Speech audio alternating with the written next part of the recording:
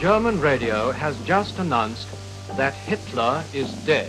El 1 de mayo de 1945, la radio alemana anunció que Adolf Hitler había muerto. Al día siguiente, el ejército soviético tomó Berlín por completo. Después de 12 años en el poder y 6 años de guerra, el ejército nazi finalmente había sido derrotado. La noticia dio la vuelta al mundo. Sin embargo, el cuerpo de Hitler no aparecía y eso dio pie a múltiples versiones sobre los últimos días del líder nazi. Pero ¿cómo fueron los días previos a la muerte del Führer y cómo vivió la antesala de su derrota? Eso te lo contamos en este video.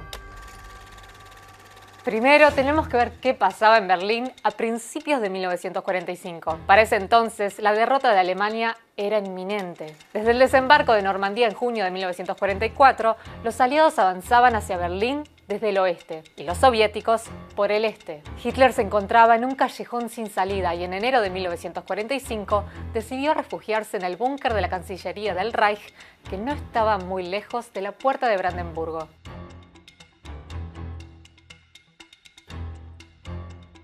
Since January, he's still been sort of moving between the bunker and his regular offices above ground in the Reich Chancellery. But once the shelling on Berlin gets more and more intense, he does, now sleep underground.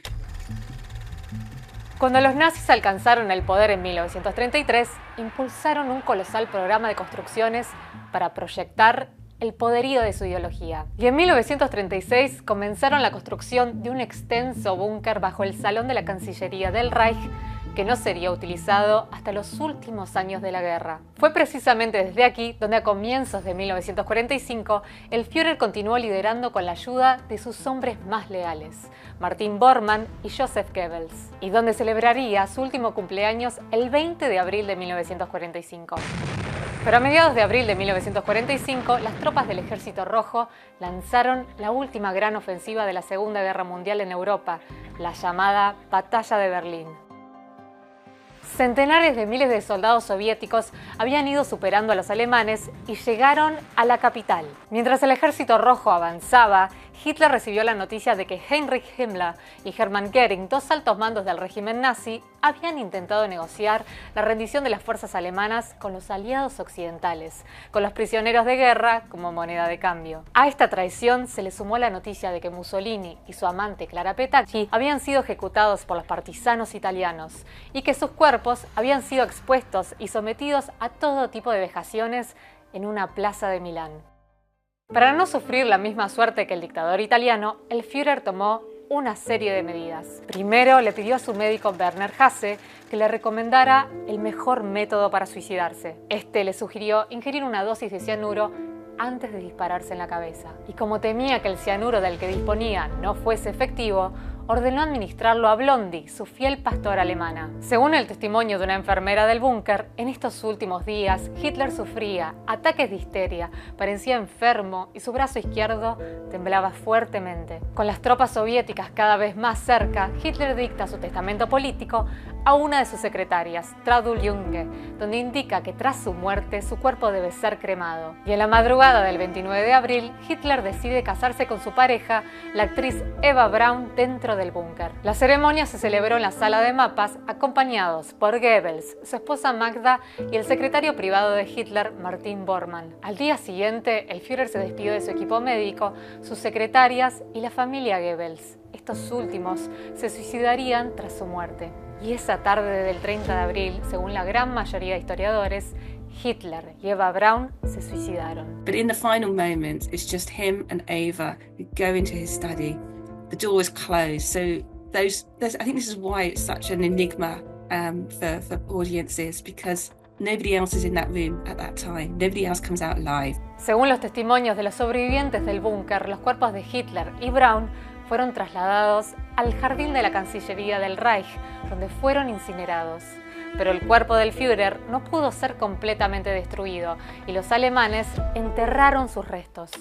La noticia de la muerte de Hitler sacudió al mundo. El hombre que había prometido construir un imperio que duraría un milenio había dejado a una Europa en ruinas, millones de muertos y a una Alemania destruida y ocupada. As soon as the news was reaching the Allies, there was much jubilation.